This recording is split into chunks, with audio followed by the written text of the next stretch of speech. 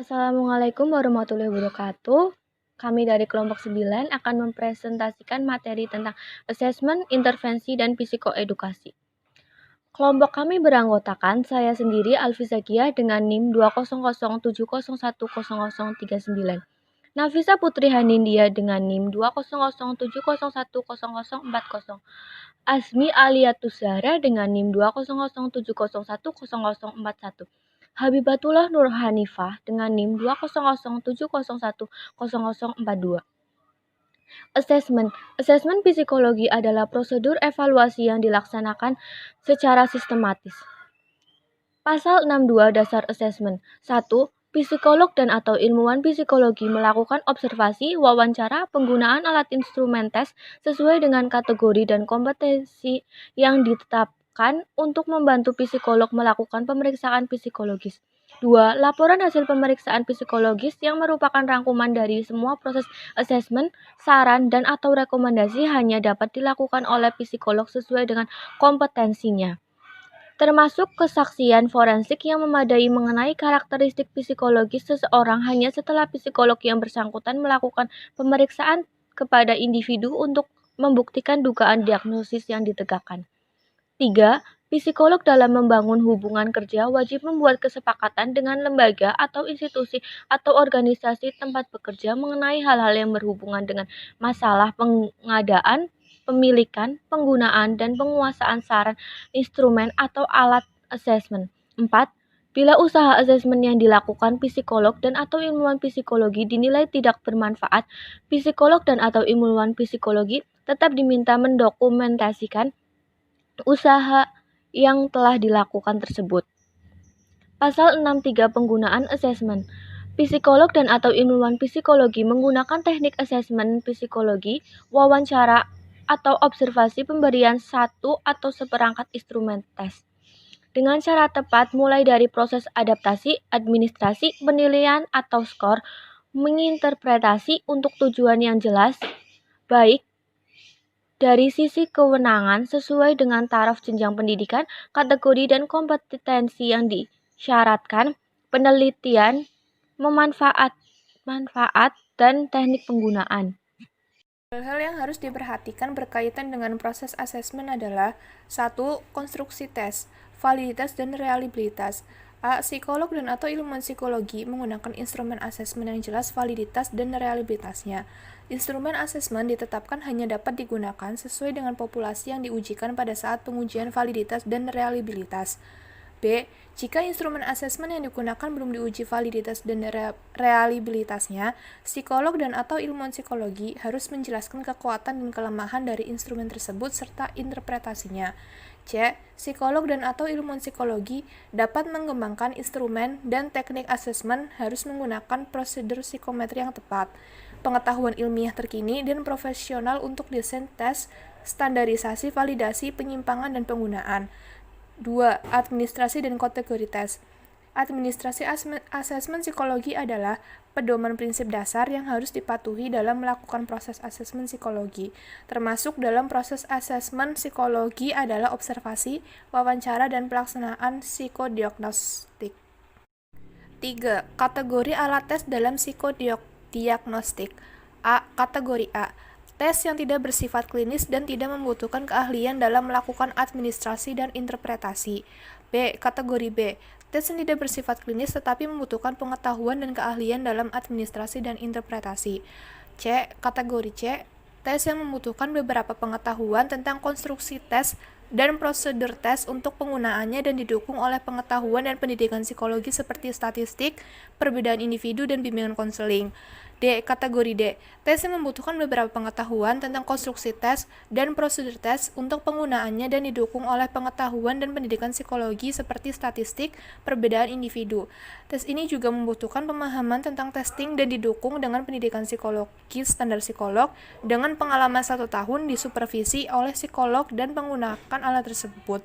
Pendidikan psikologi seperti tes statistik, perbedaan individu.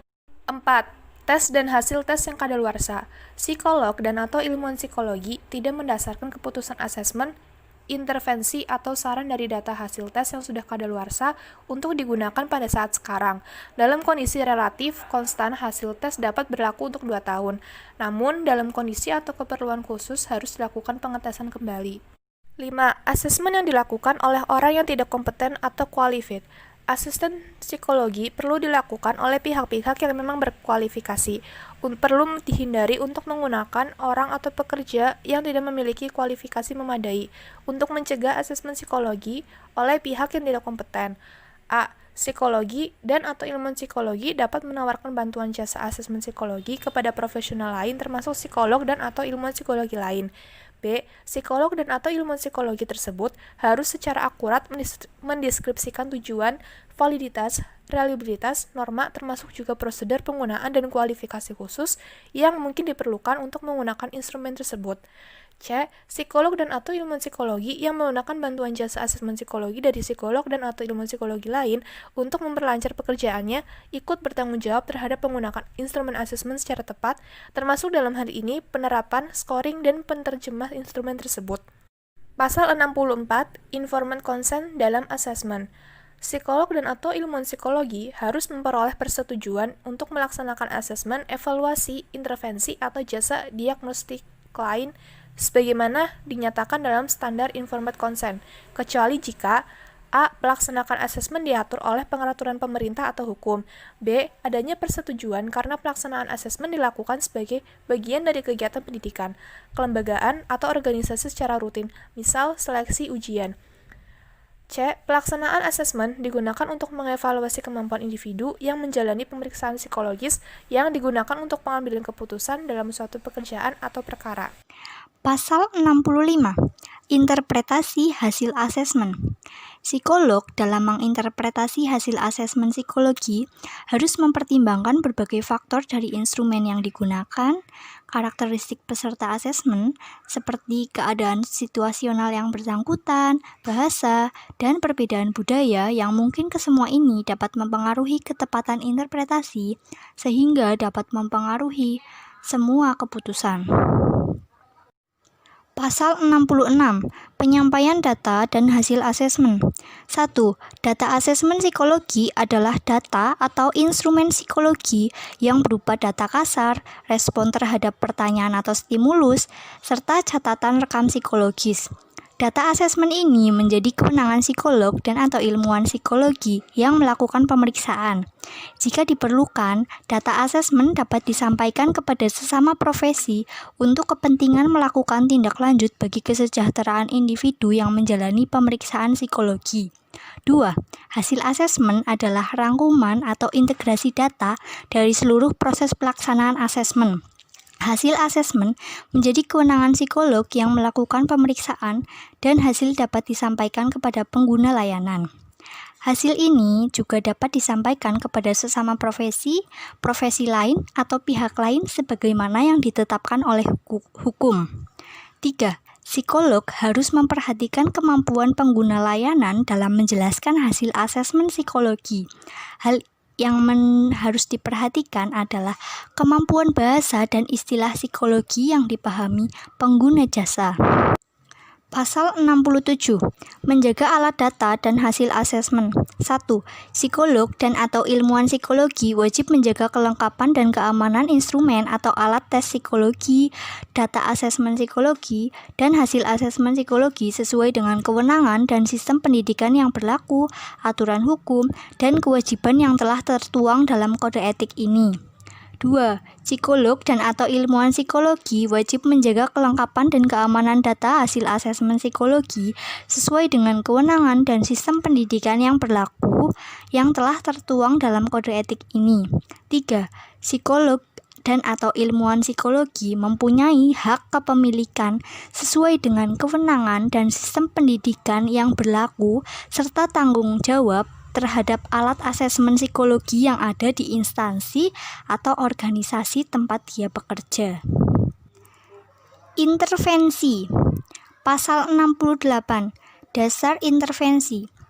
Intervensi adalah suatu kegiatan yang dilakukan secara sistematis dan terencana berdasarkan hasil asesmen untuk mengubah keadaan seseorang, kelompok orang, atau masyarakat menuju kepada perbaikan atau mencegah memburuknya suatu keadaan atau sebagai usaha preventif maupun kuratif. 1. Intervensi dalam bidang psikologi dapat berbentuk intervensi individual, intervensi kelompok, intervensi komunitas, intervensi organisasi, maupun sistem.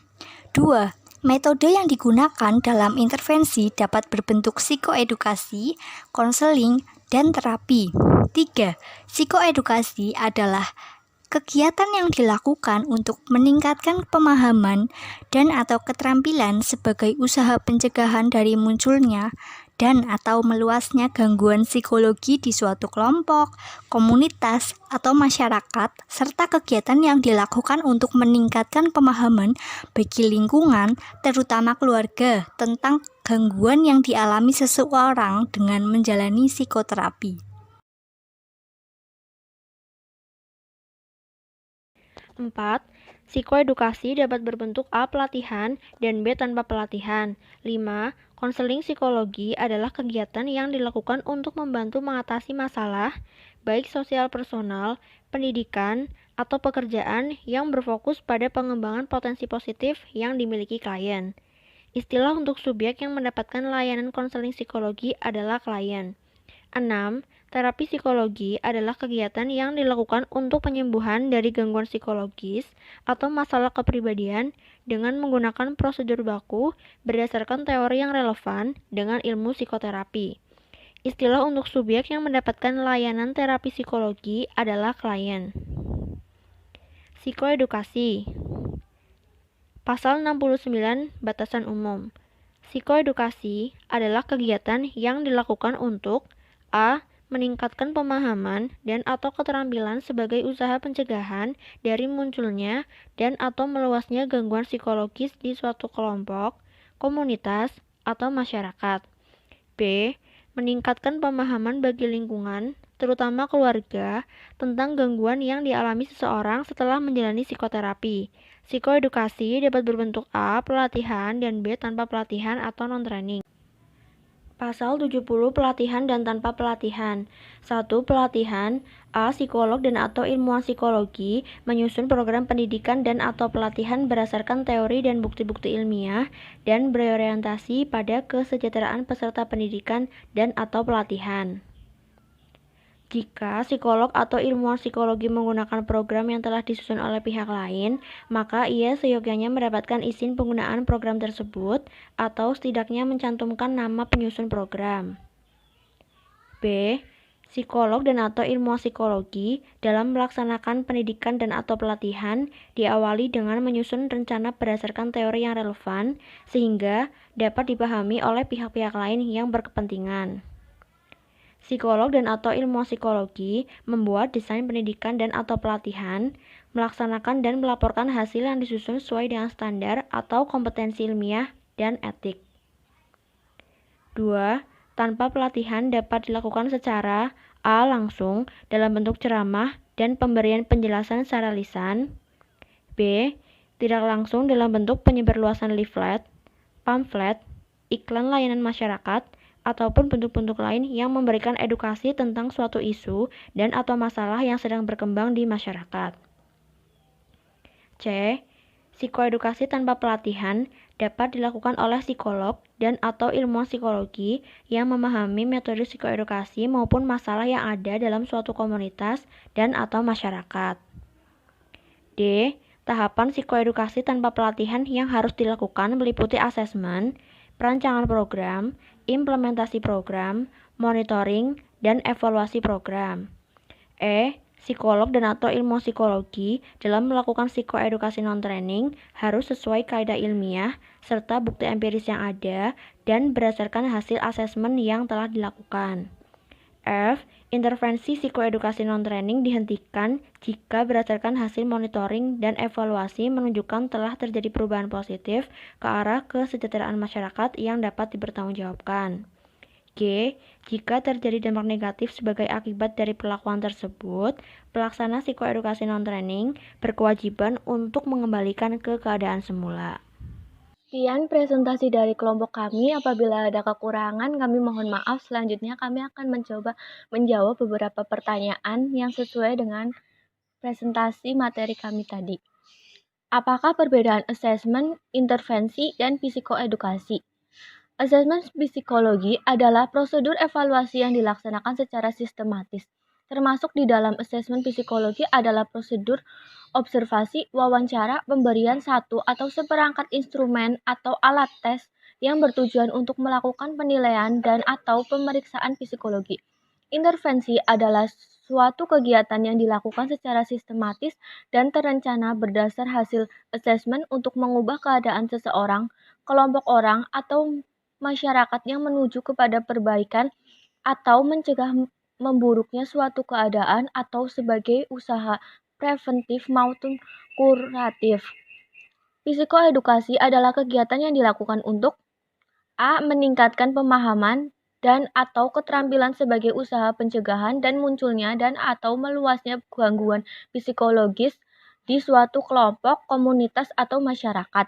B. Meningkatkan pemahaman bagi lingkungan, terutama keluarga, tentang gangguan yang dialami seseorang setelah menjalani psikoterapi.